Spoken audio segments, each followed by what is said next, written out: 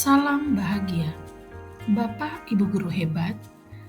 Pada kesempatan kali ini, izinkan saya, Imiati Motondo, calon guru penggerak Angkatan 11 Kabupaten Sopeng, akan menayangkan video aksi nyata modul 1.4 tentang diseminasi budaya positif yang dilaksanakan pada PT SMK Negeri 1 Sopeng bersama dengan kedua rekan saya, calon guru penggerak Angkatan 11. Selamat menyaksikan video berikut.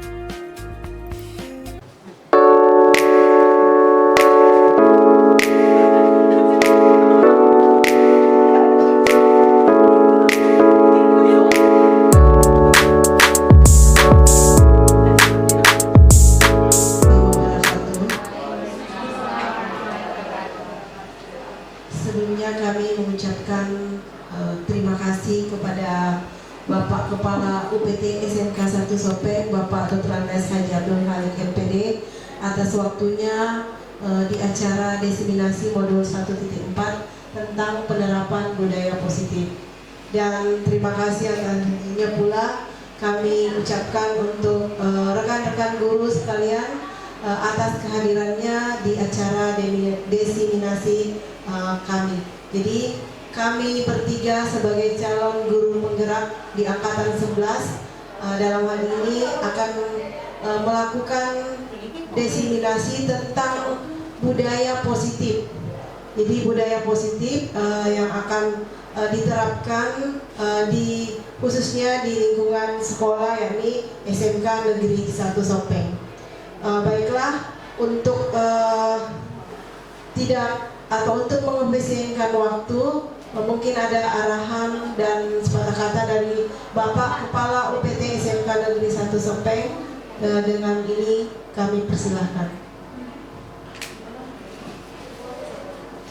Terima kasih Bu. Assalamualaikum warahmatullahi wabarakatuh.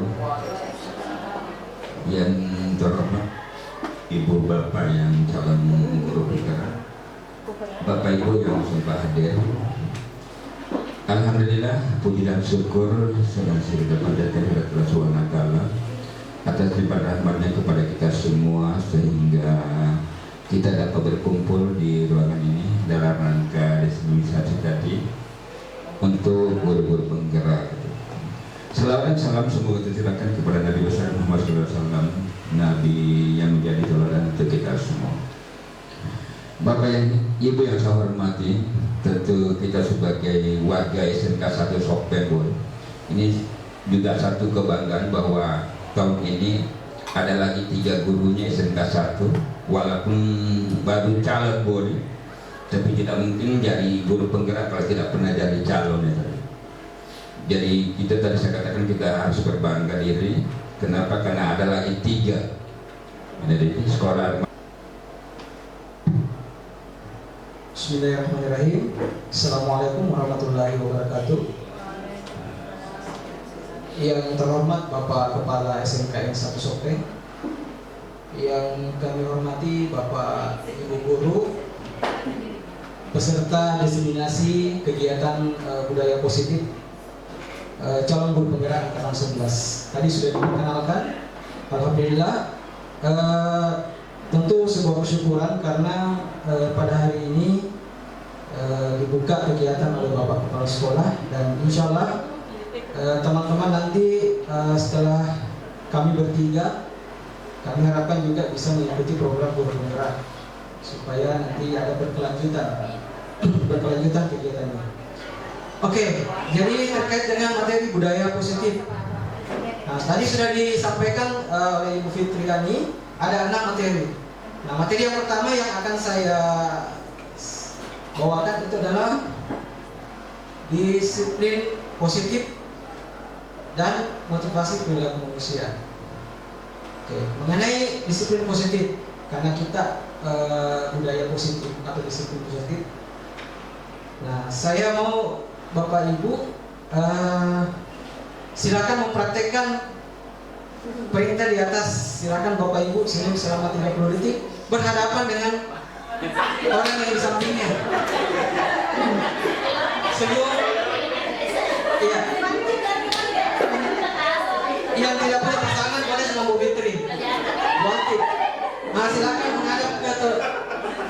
sebelahnya, teman di sebelahnya, Bapak Ibu. Senyum kalau perlu, kelihatan giginya. Tanyakan kabar, tanyakan kabar. Tanyakan kabar. Senyum, silakan lagi. 30 menit. Oke. Nah, seperti itulah Bapak Ibu sekalian, salah satu contoh penerapan budaya positif. Dalam contoh hal kecil saja, kita senyum kepada sesama teman guru. Kalau misalnya pagi-pagi kita datang, kita senyum sama teman guru.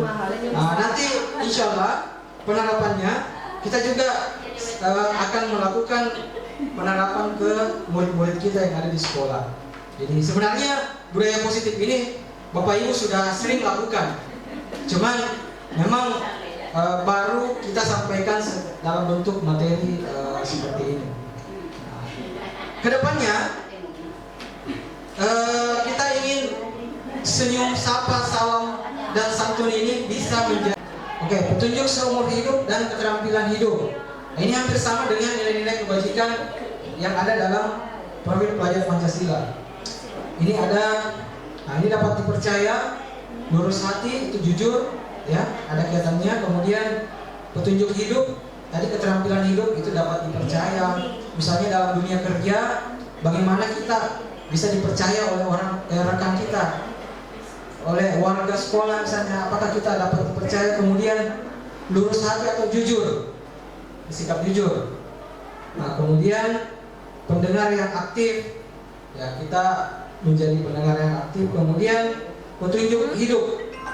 Petunjuk hidup itu ada peduli, kemudian penalaran. Nah, ada beberapa poin di situ, Bapak Ibu bisa diperhatikan. Kita lanjut ini.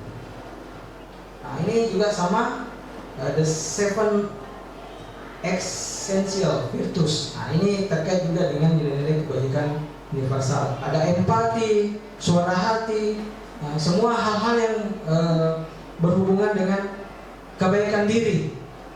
Bagaimana kita berempati terhadap orang, kemudian suara hati kita, mengontrol diri dari emosi misalnya, kemudian rasa hormat, ya. Kemudian ada kebaikan, toleransi, dan keadilan. Nah, kemudian ada juga teori dari The Virtus Project. Nah, ini cukup banyak. Nanti kita bagikan materinya untuk teman-teman. Kita lanjut dulu.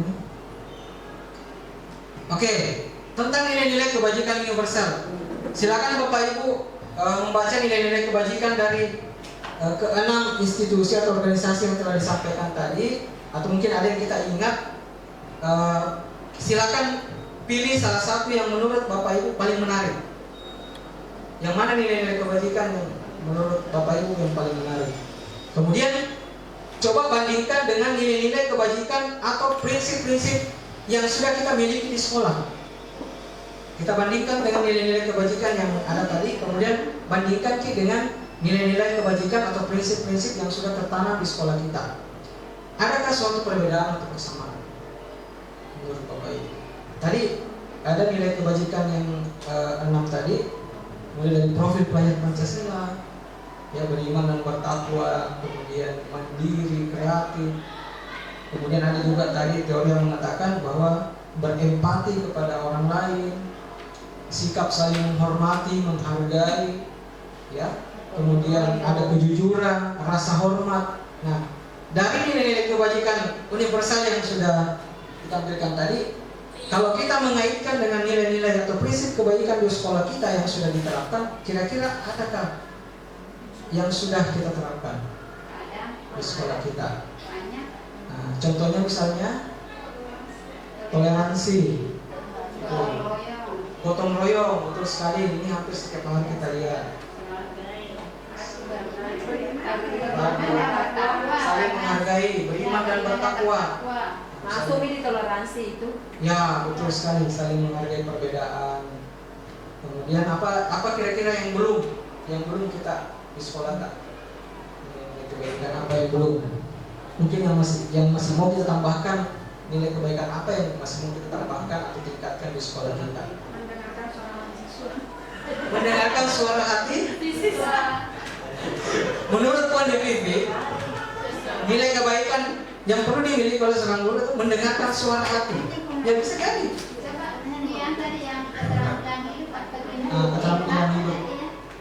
ini nih. Nah ini keterampilan hidup dapat dipercaya, lurus hati atau jujur, pendengar yang aktif, tidak merendahkan orang lain, memberikan yang terbaik dari diri. Ini keterampilan hidup. Kalau petunjuk hidup ada kesabaran, memiliki rasa humor, integritas, tanggung jawab. Kira-kira kalau di sekolah kita apa yang perlu ditingkatkan Bapak Ibu?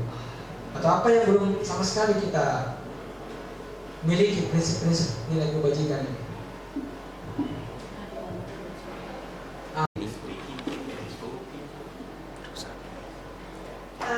Caranya kalau saya bilang tepuk 1 seperti ini, tepuk 1, tepuk 2, tepuk 3, tepuk 4,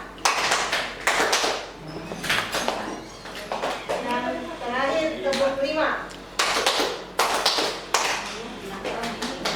Oke, bisa Bapak Ibu? Bisa. Nah, jadi kita mulai. Tepuk 1, tepuk 2, tepuk 3, tepuk 5.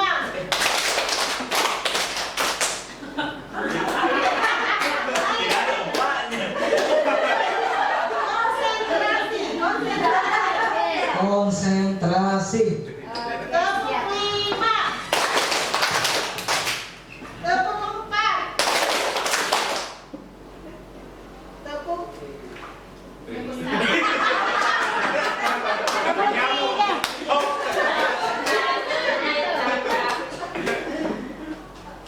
3. Oke, silakan.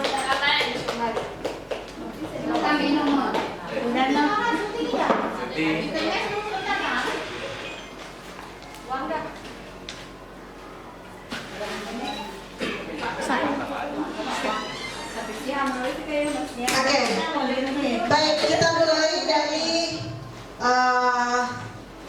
budaya positif. Jadi dalam budaya positif ada sebenarnya kita harus perlu pahami Bapak Ibu dalam 5 kebutuhan dasar manusia. Itu yang pertama adalah tentang survival atau bertahan hidup. Itu yang pertama. Kemudian ada kasih sayang dan rasa diterima. Yang ketiga, penguasaan. Keempat, kesenangan. Dan kelima, kebebasan. Jadi 5 kebutuhan dasar manusia. Jadi kalau kita kaitkan dalam pembelajaran kita bahwa 5 kebutuhan dasar ini semua dimiliki oleh siswa atau murid kita. Tentang kebutuhan bertahan hidup. Jadi kebutuhan ini bersifat fisiologis untuk bertahan hidup. Jadi dalam hal ini menyangkut tentang kesehatan, rumah, dan makanan. Jadi kebutuhan yang bersifat fisiologis ini. Kemudian kebutuhan biologis sebagai bagian dari proses reproduksi, termasuk kebutuhan untuk tetap bertahan hidup. Jadi kita kaitkan dengan siswa, bagaimana siswa, jadi seperti contoh yang ada di atas bahwa misalnya Doni ditanya pada saat dia, jadi Doni ini memiliki sikap yang mana dia anaknya bersikap seenaknya di kelas. Nah, kemudian ia seenaknya di kelas melempar temannya atau mungkin, jadi ini kehidupan sehari-hari yang mungkin banyak kita dapati di dalam kelas. Jadi dia melempar temannya, kemudian Doni ini ditanya ketika dia melempar temannya, kenapa dia berperilaku seperti itu? Nah, maka dia menjawab bahwa dia tidak, orang tuanya tidak peduli atau tidak membawakan bekal pada saat dia makan siang di sekolah. Nah, maka kebutuhan dasar apa yang tidak dipenuhi oleh Doni di sini adalah kebutuhan tentang makanan yang tidak diberikan oleh orang tuanya. Jadi itu contoh untuk bagaimana kebutuhan bertahan hidup. Kemudian lanjut di kebutuhan kasih sayang dan rasa diterima. Kebutuhan untuk rasa diterima ini juga mungkin selalu kita dapati di dalam kelas, di mana ada siswa kita yang berperilaku seenaknya terhadap temannya atau suka menjahili temannya. Nah, jadi seperti contoh, jadi anak-anak itu tadi contoh Doni tadi, dia menjahili temannya karena kenapa? Dia butuh diperhatikan oleh teman-temannya. Nah, makanya dia berperilaku suka mengganggu temannya. Maka kebutuhan dasar yang tidak dipenuhi atau yang belum didapatkan oleh Doni ini adalah kebutuhan tentang kasih sayang dan rasa diterima. Itu. Nah, kemudian kebutuhan yang dasar yang ketiga itu adalah tentang penguasaan. Jadi kebutuhan akan pengakuan atau kemampuan. Jadi kebutuhan ini berhubungan dengan kekuatan untuk mencapai sesuatu, menjadi kompeten, menjadi terampil, kemudian diakui atau prestasinya dan keterampilannya diakui oleh teman-temannya ataupun guru yang ada di sekolah. Nah, kebutuhan ini meliputi keinginan untuk dianggap berharga. Nah, bisa membuat perbedaan, bisa membuat pencapaian, kompeten, diakui, dihormati. Ini meliputi self-esteem dan keinginan untuk meninggalkan yang namanya perubahan. Kembali lagi tadi ke kasus Doni. Nah, tadi apabila jawaban Doni pada saat ditanya kenapa dia berperilaku seperti itu, maka Doni itu dia akan merasa dirinya hebat karena dia mampu menjahili temannya dengan cara melempar. Oh, saya jago di sini. Saya bisa mengganggu apa yang orang-orang atau teman-teman saya. Dia merasa hebat karena temannya menjadi takut dengan cara melapor ke gurunya bahwa saya dijahili oleh Doni tersebut. Sehingga dari kasus ini maka Doni ini takut dan menuruti keinginannya. Maka sebetulnya dalam hal ini Doni itu berusaha untuk memenuhi kebutuhan dasarnya. Apa kebutuhan dasarnya? Adalah bahwa dia butuh pengakuan dari orang lain bahwa dia itu adalah ingin dihormati, ingin diperhatikan. Nah, jadi itu yang kebutuhan dasar yang ketiga. Nah, dan keempat, tentang kebebasan atau kebutuhan akan pilihan. Kebutuhan untuk bebas ini adalah merupakan kebutuhan akan kemandirian, otonomi, dan memiliki pilihan untuk mampu mengendalikan arah hidup seseorang. Anak-anak dengan hal ini kebutuhan kebebasan yang tinggi menginginkan pilihan, mereka perlu banyak bergerak, suka mencoba. Jadi kalau kita kaitkan dengan kasus Doni tersebut, maka pada saat ditanya kenapa Doni melakukan hal itu, maka dalam kasus ini bahwa dia merasa bosan di kelas, makanya untuk mencari perhatian dia berlaku melempari temannya. Itu kebutuhan yang Doni ingin tunjukkan. Di dalam hal ini dia bebas untuk melakukan apa saja. Itu kebutuhan akan kebebasan.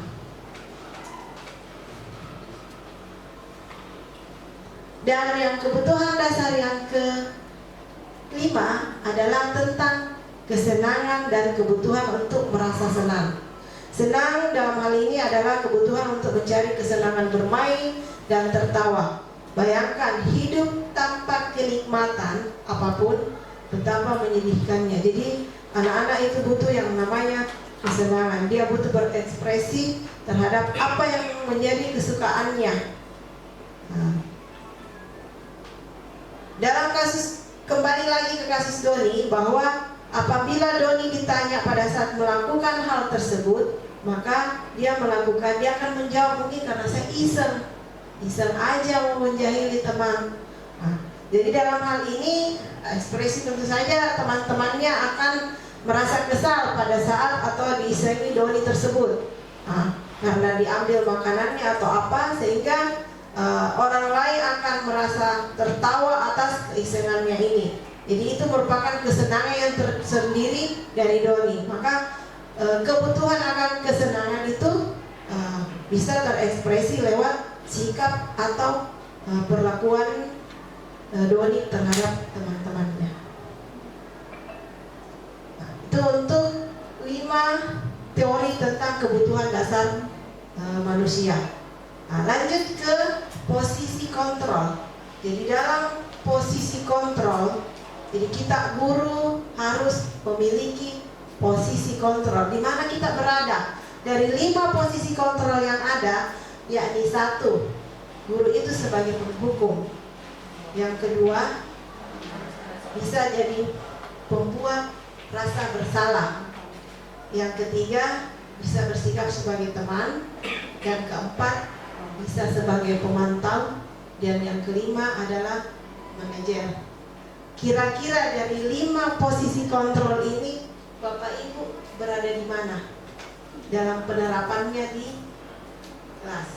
Mungkin ini ada stick note, bisa dituliskan. Bapak Ibu dalam 5 posisi kontrol ini saat ini dalam perlakuan Ibu kepada murid di kelas ada di posisi kontrol keberapa? Bisa dikasih.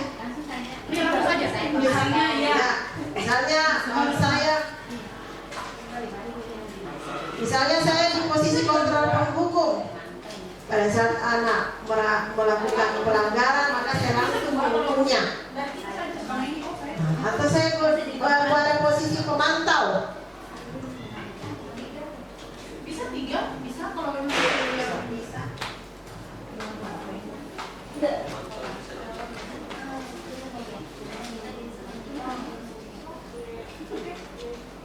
Bisa lebih dari 1. Tergantung apa yang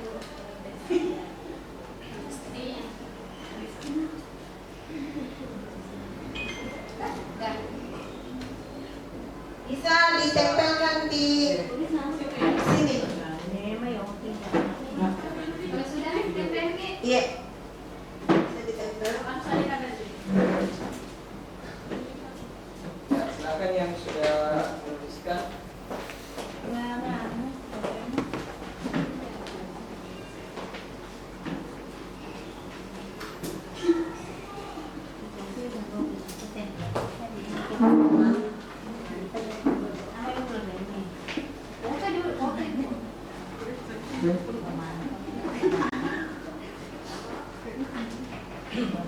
Sambil menikmati kuenya.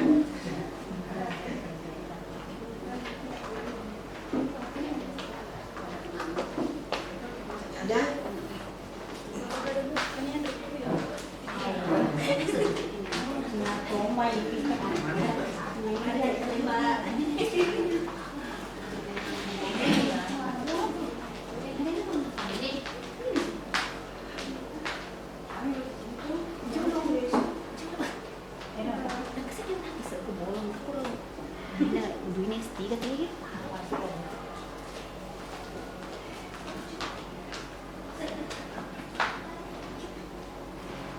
Sudah semua? Oke. Jadi Bapak Ibu ada yang sebagai pemantau dan teman, kemudian ada yang sebagai manajer dan teman, ada sebagai pemantau, teman, pemantau, manajer, teman, pemantau, teman, dan penghukum. Kemudian ada juga yang hanya sebagai posisi manajer. Oke. Mungkin ada Bapak Ibu yang bisa menjelaskan kira-kira kenapa Bapak Ibu berpendapat bahwa selama ini posisi kontrol saya itu sebagai pemantau, yang paling banyak pemantau. Mungkin ada Bapak Ibu.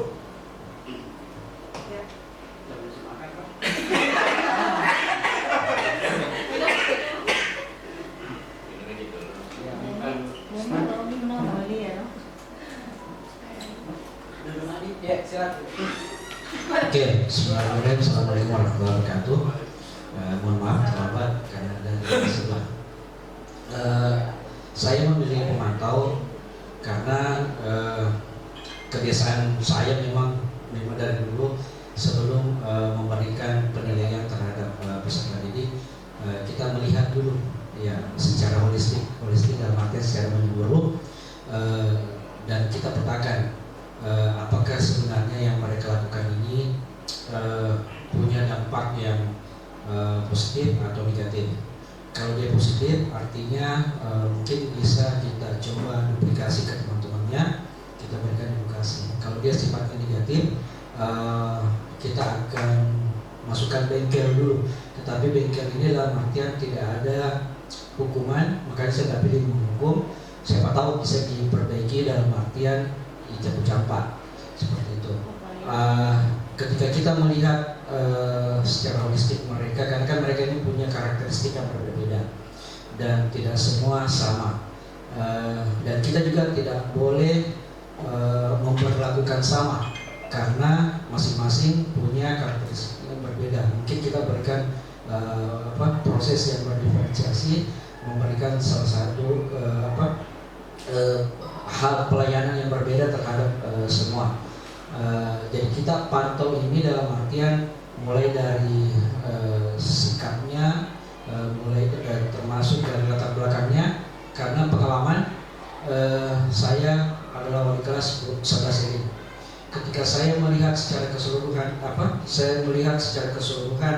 pada saat saya menerima amanah sebagai wali kelas, saya melihat dan memang image yang melekat pada 11 ini itu ya rata-rata memang di bawah dalam artian sikapnya, karakter dan seterusnya. Tetapi perlu saya tinjau lebih jauh bahwa kenapa mereka seperti itu, dan saya kerjasama dengan BK itu hari Ibu Andi Astati untuk kunjungan rumah, dan ternyata ada salah satu anak saya yang memang pertama broken home, yang kedua dari segi rumah sederhana sekali, sehingga saya juga harus memberikan pelayanan yang tidak sama dengan teman-temannya yang punya model yang lain. Jadi itu yang saya maksud adalah ketika kita sebagai seorang guru, kita selalu harus mencoba melakukan berpandangan positif, memantau secara holistik bebet bobotnya, semua sisi supaya kita tidak salah melangkah dan mengambil keputusan. Terima kasih. Assalamualaikum warahmatullahi wabarakatuh. Atau masih ada yang lain? Kenapa sebagai pemantau? Apa maksudnya pemantau? Oke, baik. Terima kasih atas kesempatannya yang diberikan kepada saya. Saya memilih di sini sebagai pemantau karena untuk menyelidiki dari beberapa perilaku yang dialami oleh siswa di kelas, utamanya dalam hal pembelajarannya, anak-anak itu sangat-sangat sulit untuk beradaptasi dengan teman-temannya di dalam kelas, sehingga satu persatu siswa itu harus dipantau apa yang membuat anak itu sehingga dia tidak nyaman tinggal di dalam kelas. Nah, seperti itu. Kemudian yang kedua, terkadang melakukan pemantauan terhadap siswa itu, terkadang dia minta izin atau sakit. Sebenarnya anak itu tidak sakit, cuma ada kejenuhan datang ke sekolah. Jadi itu wajib untuk dipantau. Karena anak ini untuk membuat dia sejenak bilang saya juga tidak mau bolos atau dibilang alfa, lebih baik saya sakit. Seperti itu. Nah, setelah ditelusuri ternyata anak ini ada efek kurang tidak enak di lingkungan kelasnya. Mungkin dia merasa apakah dia memang memiliki sikap minder atau kurang mau berbaur dengan temannya. Nah, begitu, sehingga di sini saya sering melakukan pemantauan dengan anak ini. Ya, kemudian yang terakhir saya melakukan pemantauan terhadap anak-anak yang kurang aktif dalam mau menulis, mengerjakan tugas, karena memang terdapat anak-anak yang dia aktifnya, dia sukanya di praktek, ada anak-anak sukanya di misalnya pembelajaran di kelas, ada di lapangan, seperti itu. Jadi berbeda-beda dalam hal untuk menilai kondisi anak-anak. Oke, terima kasih. Sekian dari saya. Assalamualaikum warahmatullahi wabarakatuh. Oke, terima kasih atas jawaban Bapak Ibu. Jadi kalau kita melihat posisi kontrol ini adalah bahwa posisi kontrol kita sebagai guru pada saat murid atau siswa kita itu melakukan suatu kesalahan. Nah, jadi ada 5 posisi kita. Kita berada di mana pada saat siswa atau murid kita berbuat suatu kesalahan. Nah, bisa dilihat dari yang pertama. Posisi kontrol pertama yakni adalah bertindak sebagai penghukum. Nah, jadi apabila siswa berbuat salah, maka tanpa penjelasan terlebih dahulu maka kita langsung menghukumnya. Misalnya pada saat dia terlambat masuk ke kelas tanpa ada alasan, maka kita sebagai guru mungkin tanpa sadar langsung kamu terlambat maka kamu harus membersihkan WC. Nah, itu adalah posisi kontrol sebagai penghukum. Jadi tanpa ada penjelasan terlebih dahulu yang keluar dari siswa, maka kita langsung menghukumnya. Nah, jadi posisinya kita sebagai penghukum. Nah, ini jadi kalau kita lihat, maka dia badan menghardik, menyindir, ataupun kalau kamu tidak melakukan, awas kamu rasakan. Nah, jadi kata-kata yang sebenarnya tidak pantas lalu dikaitkan dengan siswa, maka tanpa penjelasan terlebih dahulu, guru karena mungkin dia merasa bahwa saya sebagai anak, maka saya harus menghukummu. Nah, itu posisi kontrol sebagai penghukum. Kemudian posisi pembuat rasa bersalah. Nah, posisi di sini bagaimana membuat rasa bersalah itu seorang guru. Jadi pada saat mendapati siswa, misalnya siswa tersebut terlambat masuk ke kelas, nah, maka guru itu akan memanggil siswa tersebut, bertanya apa. Oke, saya kira itu Bapak Ibu. Jadi tinggal bagaimana kita berusaha di dalam kelas menempatkan kapan 5 posisi kontrol ini digunakan. Tapi yang kira-kira dari 5 posisi kontrol ini yang mana yang paling bagus diterapkan?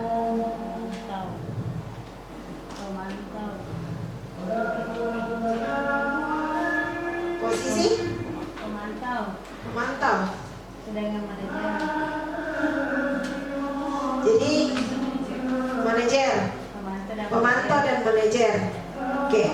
Jadi kalau identitas tentang posisi pemantau, maka posisi pemantau itu cenderung mengharapkan atau dalam teori motivasi itu mengharapkan imbalan atau ketergantungan pada orang lain. Sementara kalau identitas dari posisi kontrol manajer dalam teori motivasi itu bagaimana kita menghargai diri sendiri, dalam hal ini dirinya siapa? Adalah dirinya siswa yang kita ajar. Bagaimana siswa berusaha dimunculkan sifat-sifat positif yang ada dalam dirinya. Kira itu. Saya kira itu dari saya. Yang selanjutnya kembali merujuk kepada bagaimana tadi membentuk suatu keyakinan kelas terkait lagi dengan konsekuensi tadi dan hukuman yang ada di keyakinan kelas. Jeda. Ya baik, terima kasih untuk rekan saya Bapak Ahmad Utomo dan Ibu Fitri. Masih ada 2 lanjutan dari budaya positif ini, yaitu keyakinan dan segitiga restitusi. Ya, namun kembali pada kesepakatan kita tadi, karena ini sudah duhur, apakah kita jeda dulu untuk sholat atau kita lanjutkan? Isoma dulu.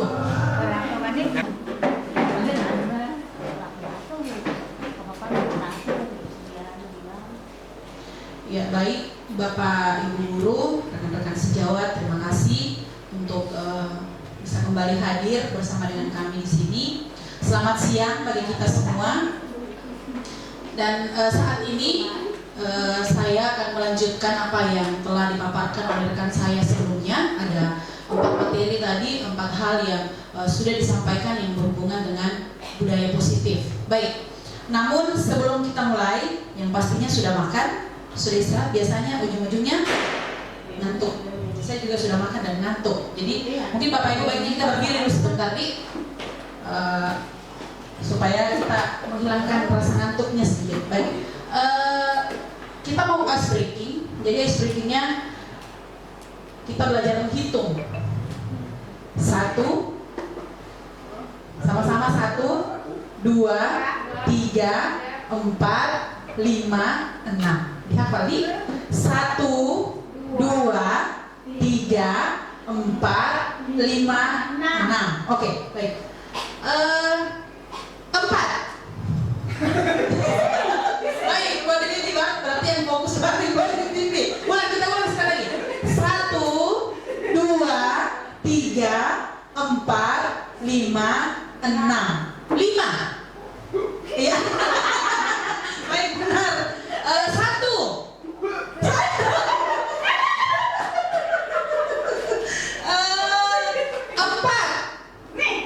Iya, betul. Kelihatan yang mudah, tapi ternyata fokus itu agak sulit ya. 6. Iya, ya. Kita tepuk tangan dulu untuk semua. Mari silakan duduk. Terima kasih Bapak Ibu. Explainingnya agak simpel, tapi sebenarnya untuk melatih konsentrasi itu memang tidak semudah yang kita pikirkan, apalagi di jam seperti ini. Baik, Bapak Ibu, tadi rekan-rekan saya sudah menyampaikan, memaparkan. Sebenarnya ini adalah bagian dari tugas kami sebagai calon guru penggerak, di mana kami boleh menyampaikan hal yang telah kami pelajari bersama. Dan Bapak Ibu jujur, saya secara pribadi, saya merasa ini adalah materi yang menurut saya sangat menarik, karena berhubungan dengan bagaimana kita membangun budaya positif di sekolah.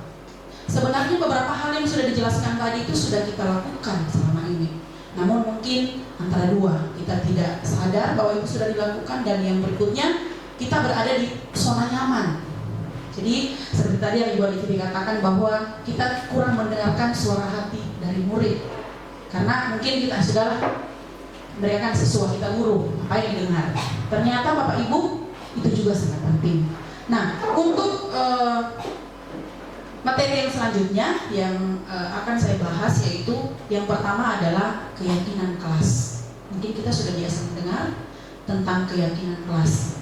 Namun sebelum masuk pada materi tentang apa itu keyakinan kelas, saya mau bertanya kepada Bapak Ibu guru, rekan-rekan saya di SMK 1 yang ada di sekolah kita selama ini, apakah itu keyakinan kelas atau peraturan sekolah? Yang Bapak Ibu ketahui di sekolah kita di tempat ini. Apa yang ada di sekolah kita? Yang tertulis mungkin di depan sekolah? Peraturan sekolah yang perlu diyakinkan. Ya, Pak Mukadiaman bilang peraturan sekolah yang perlu diyakinkan. Ada yang lain? Peraturan sekolah yang harus dilaksanakan. Ya, peraturan sekolah kata Ibu Haji, peraturan sekolah yang perlu dilaksanakan. Dan kalau kita melihat, kalau kita masuk, kita tahu mungkin sekarang sudah dinas keluar untuk sementara karena ada renovasi. Nah, di situ tertulis adalah tata tertib. Setiap kita masuk di sekolah manapun, yang tertulis di depan itu adalah tertib. Ya, tata krama katanya sekarang. Baik, sekarang pertanyaan kita adalah mengapa harus keyakinan kelas? Mengapa tidak peraturan kelas saja? Atau mungkin Bapak Ibu ada yang tahu kira-kira keyakinan dan peraturan itu apa perbedaannya atau sama saja? Beda.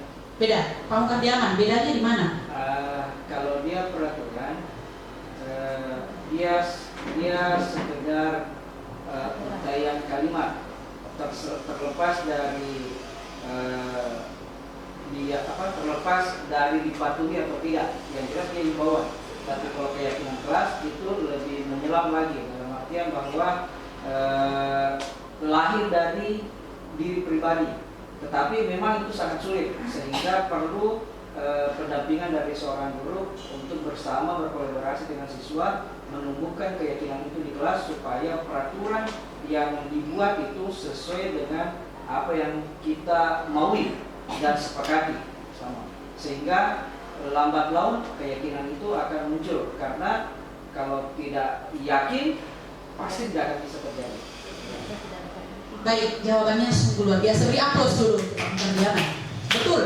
Jadi peraturan itu dibuat, ya mau ada atau tidak ada peraturan yang harusnya berkiblat dari situ. Namun keyakinan itu yang memang hadir dalam diri kita sendiri. Mari kita lihat apa sebenarnya itu peraturan dulu. Nah, peraturan kelas ternyata itu yang biasanya dibuat oleh guru tanpa kita melibatkan siswa. Di kelas juga seperti itu. Salah satu contoh, saya pribadi kadang kalau masuk kelas saya buat peraturan. Pokoknya tidak boleh makan di dalam kelas. Mau kau lapar kah, saya tidak peduli. Jangan makan di dalam kelas, jangan ada sampah di dalam kelas, jangan ada yang buka HP di dalam kelas. Itu peraturan. Tanpa kita melihat apakah itu membuat mereka tertekan atau tidak. Selanjutnya, keyakinan kelas. Itu peraturan, berarti peraturan yang dibuat oleh guru itu sendiri. Nah, kalau keyakinan kelas adalah kesepakatan yang dibuat bersama antara guru dan siswa untuk menciptakan lingkungan belajar yang positif dan produktif di dalam kelas serta membangun budaya positif. Mengapa? Karena keyakinan kelas melibatkan siswa dalam proses pembuatan aturan. Jadi tidak kita buat sendiri. Kita berdiri di depan kelas dan meminta mereka terlibat, sehingga mereka pun akan menyadari bahwa sesungguhnya kalau saya melanggar ini berarti saya melanggar apa yang kita sepakati bersama, dan saya meyakini bahwa hal itu tidak baik. Lalu keyakinan kelas lebih fokus pada nilai-nilai positif yang ingin ditanamkan seperti rasa hormat, tanggung jawab, dan kerjasama. Akhirnya dengan keyakinan tadi, siswa itu sendiri menyadari bahwa tentunya memang di dalam kelas harus ada rasa hormat. Di dalam kelas memang harus bertanggung jawab dan bekerja sama ketika dalam pembelajaran. Dan yang berikutnya, keyakinan kelas dibahas dan dipahami bersama sehingga siswa dapat memiliki pemahaman yang lebih baik tentang alasan dibalik sebuah aturan. Jadi kadang kalau kita hanya membuat suatu aturan, anak-anak itu seolah-olah dia mematuhi seperti tadi yang dikatakan, mematuhi tapi karena hanya takut hukuman. Kalau saya tidak buat ini, saya akan dihukum oleh ibu itu misalnya. Tetapi ketika keyakinan yang kita buat di kelas, mereka akan menyadari bahwa sesungguhnya aturan itu dibuat dalam keyakinan yang kita sadari bersama bahwa itu hal yang tidak boleh dilakukan. Nah, saya membuat satu contoh tentang keyakinan kelas, dan ketika kemarin masuk di modul ini, saya sudah mulai mencoba membuat bersama dengan siswa saya yang seperti ini. Jadi di dalam keyakinan kelas itu Bapak Ibu, saya dan siswa membuat satu keyakinan mulai dari kehadiran dan keterlambatan. Di situ mereka sendiri yang kemudian mengatakan bahwa kami seharusnya berusaha hadir tepat waktu dalam kelas pembelajaran dan menghargai waktu belajar. Jika terjadi keterlambatan, kami akan memberitahu guru dengan hormat. Dan itu Bapak Ibu saya sudah praktekkan dan terjadi. Kadang itu anak-anak tidak berani bilang ke kita kalau dia terlambat. Karena apa? Karena dia takut dihukum, atau bahkan dia berbohong. Ibu saya sudah datang dari tadi pagi, tapi saya tinggal di bawah, padahal baru datang. Lalu yang kedua, komitmen belajar. Ya, berkomitmen untuk belajar dengan sungguh-sungguh, bertanya saat kami tidak memahami materi. Nah, ini yang kadang juga Bapak Ibu sulit untuk kita dapatkan dari siswa kita. Mereka belum mengerti, tapi karena takut, jadi mereka tidak bertanya. Nah, selanjutnya untuk bekerja sama, di sini mereka mengatakan bahwa kami akan menjalin kerjasama yang baik dalam pembelajaran serta menghargai kontribusi setiap individu dalam proses pembelajaran. Nah, ini juga kadang kerjasama. Kalau sudah kita buat kelompok dalam pembelajaran, kadang hanya yang kerja itu ada 1-2 orang. Ya, kita bikin kelompok hanya karena disuruh sama guru tak bikin kelompok. Kamu mau yang pintar yang buat, saya ikut-ikut saja. Akhirnya kerjasama tidak nampak di sana. Dan selanjutnya tanggung jawab pribadi. Di sini mereka menuliskan, kami akan bertanggung jawab dengan barang-barang pribadi kami, menjaga kebersihan lingkungan kelas dan merawat fasilitas sekolah dengan baik. Mereka sendiri yang mengatakan seperti ini. Dan yang terakhir, penghormatan. Kami akan menghormati guru ketika di dalam kelas pembelajaran serta mendengarkan teman-teman ketika menyampaikan sesuatu. Nah, ini juga kadang terjadi Bapak Ibu, ketika kita belajar, ada temannya yang berbicara, belum bisa selesai temannya, udah potong ini. Nah, kalau seperti itu, kalau kita membuat keyakinan kelas, tentunya ya, dapat membuat mereka sadar bahwa oh iya, semestinya memang kalau orang tua bicara, harusnya biarkan orang tua bicara dulu, baru kita berbicara lagi, atau demikian dengan teman-teman kita. Ya, ini contoh keyakinan kelas yang dibuat di kelas sana. Nah, namun Bapak Ibu, meskipun peraturan kelas tetap penting, keyakinan kelas memberikan manfaat lebih dalam menciptakan lingkungan belajar yang positif dan memotivasi siswa untuk berperilaku. Nah, lalu pertanyaannya adalah bagaimana selanjutnya kita akan misalnya di dalam kelas prakteknya bagaimana kita membentuk keyakinan kelas. Nah, di sini ada prosedur pembentukan keyakinan kelas. Yang pertama, kita mempersilakan warga sekolah atau murid-murid di sekolah atau di kelas untuk mencurah pendapat tentang peraturan yang perlu disepakati di kelas. Jadi, tidak ada salahnya ketika memulai pembelajaran, kita bertanya dulu. Seperti tadi Pak Rahmat memulai diseminasi ini, mengatakan bahwa apa kesepakatan kita untuk kita taati bersama di dalam forum ini nantinya, sama di kelas seperti itu. Yang kedua, mencatat semua masukan-masukan para murid di papan tulis atau di kertas, ya, seperti tadi Ibu Fikri mencontohkan seperti itu boleh. Atau ketika siswa menyebutkan, kita juga bisa menulis di papan tulis. Menampung sehingga di sana kita nampak menghargai apa yang mereka sampaikan. Yang ketiga, susunlah keyakinan kelas sesuai prosedur pembentukan keyakinan kelas. Gantilah kalimat-kalimat dalam bentuk negatif menjadi kalimat positif.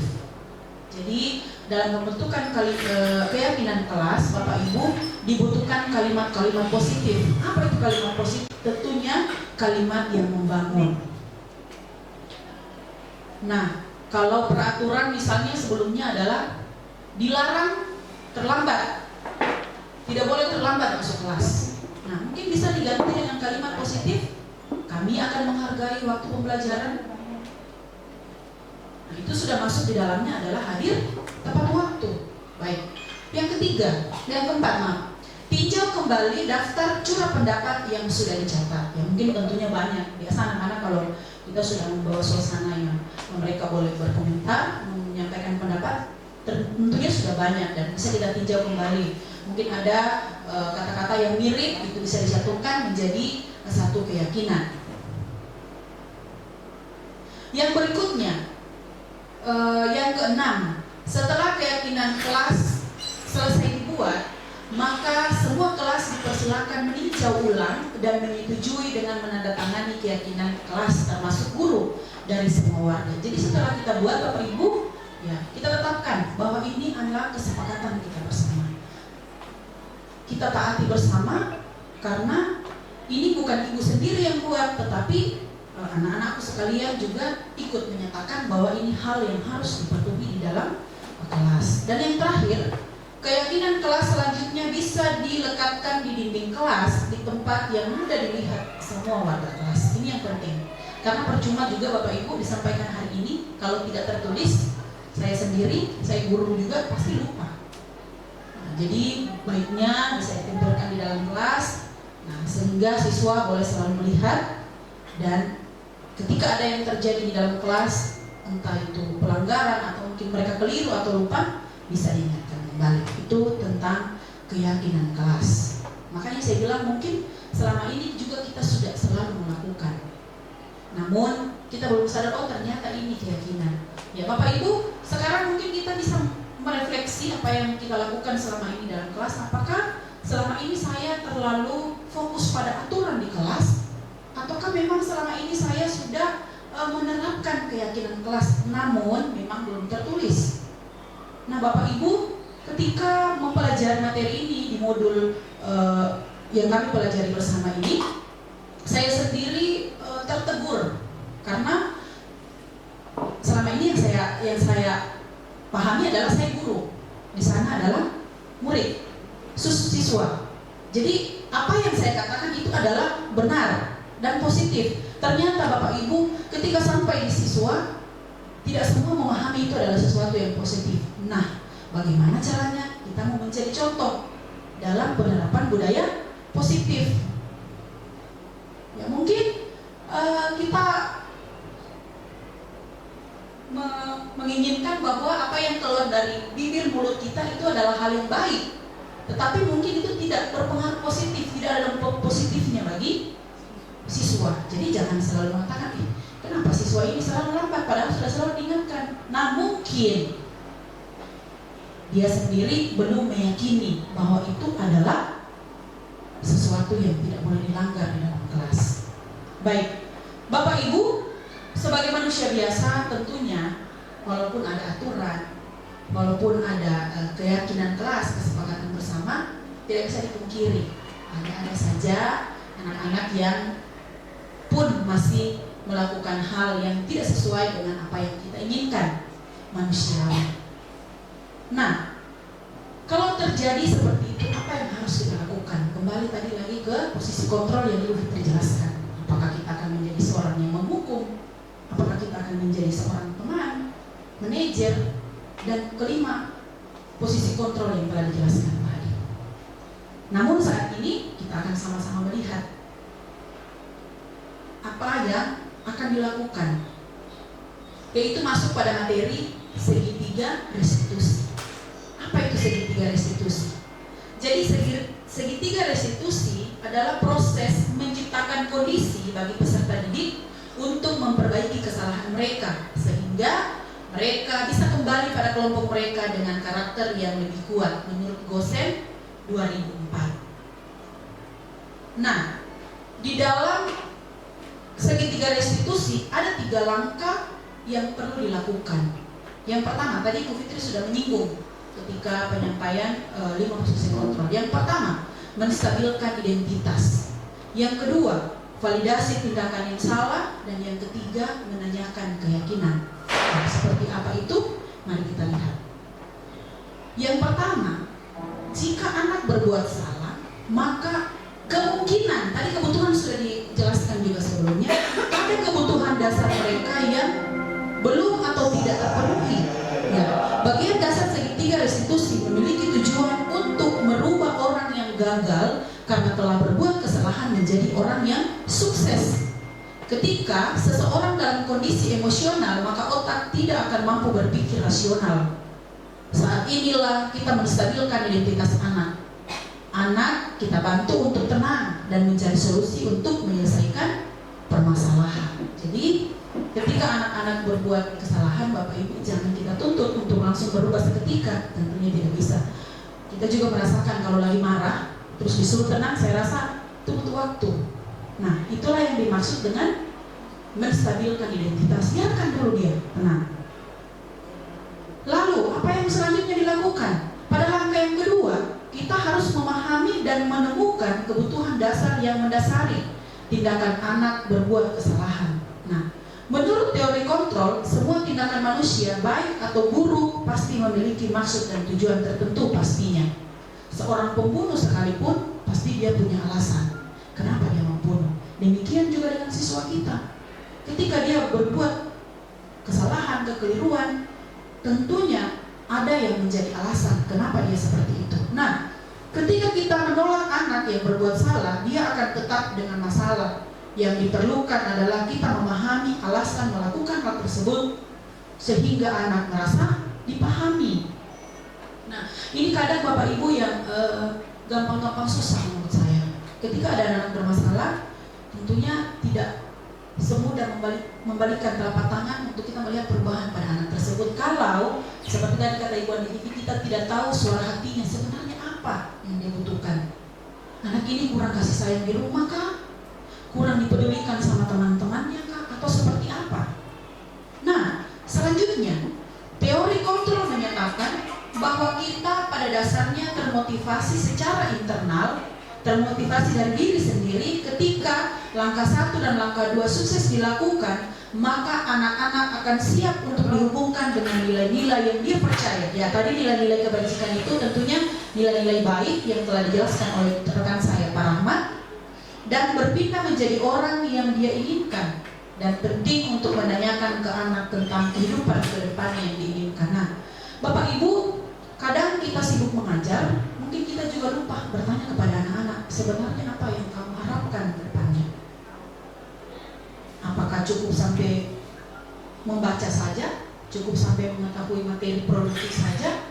Contohnya seperti itu.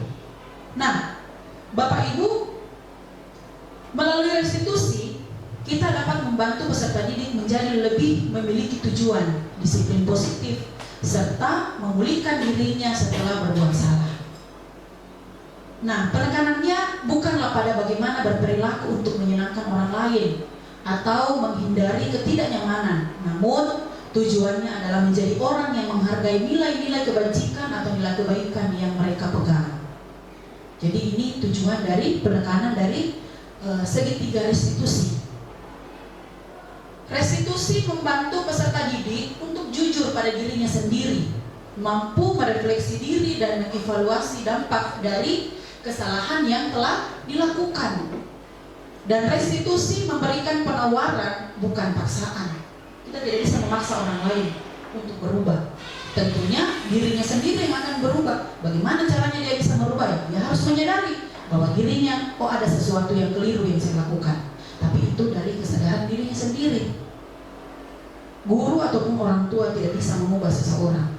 Nah, sangat penting bagi pendidik untuk menciptakan kondisi yang membuat murid bersedia menyelesaikan masalah dan berbuat lebih baik lagi dengan berkata, semua orang pasti pernah berbuat salah. Ya, jadi ketika kita menstabilkan identitas, tidak apa-apa kalau kita mengatakan bahwa sebenarnya nak, semua orang itu pernah berbuat salah. Ya, karena kita juga sebagai manusia pernah, ya guru sekalipun pernah berbuat salah.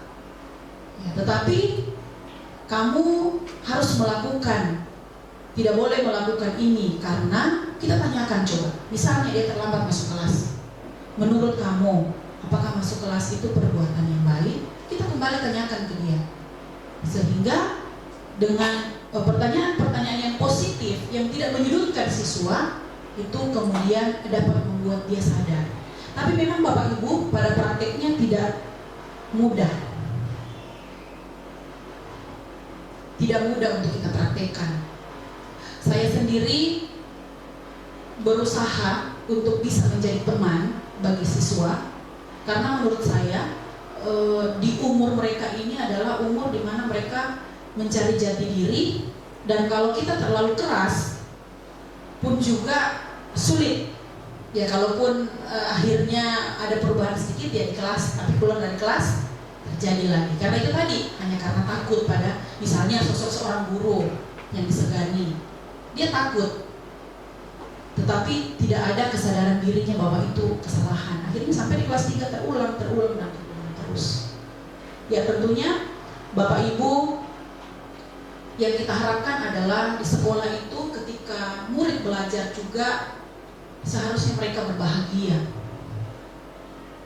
Seharusnya mereka merdeka sesuai dengan profil pelajar Pancasila yang kita pahami. Ya, bagaimana caranya mereka mau merdeka kalau kita sebagai guru atau sebagai pendidik tidak membuat mereka merdeka. Ya walaupun kadang guru bilang kita juga guru tidak merdeka, sudah punya anak di rumah harus memikirkan anak di sekolah. Tapi itulah tugas dan tanggung jawab kita.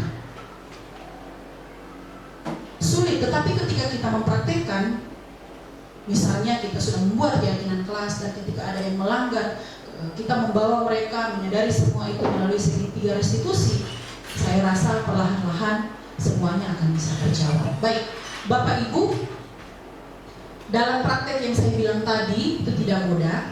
Nah, saat ini saya akan mencoba menampilkan satu video dari rekan guru penggerak yang juga telah mencoba melaksanakan ini segitiga restitusi kepada salah satu siswa yang bermasalah. Mari kita saksikan bersama.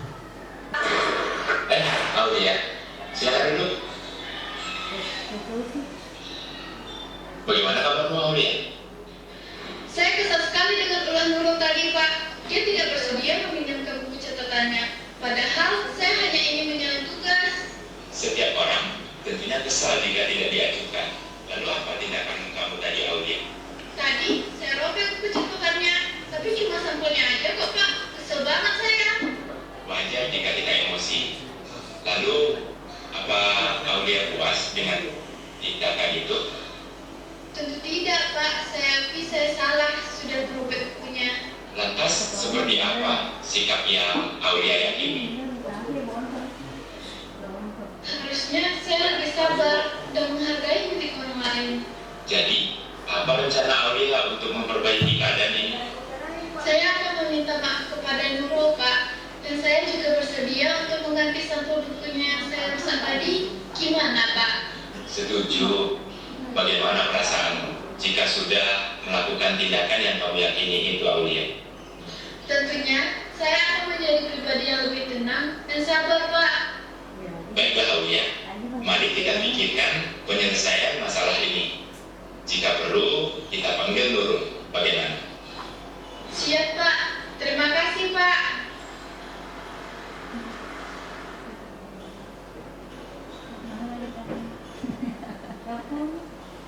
Ya.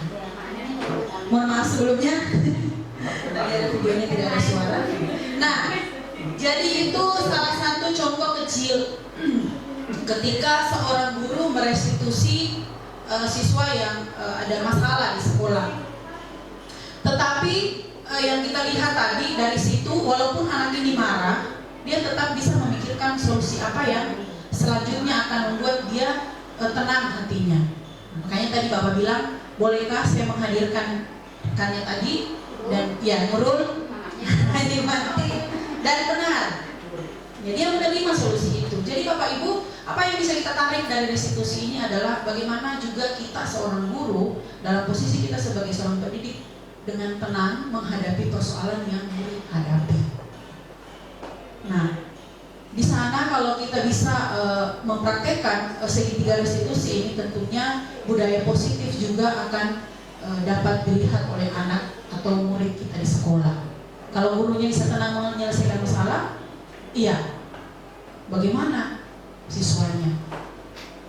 Kalau mungkin ada pelanggaran yang dilakukan di kelas oleh siswa itu masih terus berulang, pertanyaannya adalah mungkin teknik kita menyampaikan sesuatu mungkin belum sampai di hati dia untuk dia menyadari bahwa ternyata pada kesalahan yang saya buat.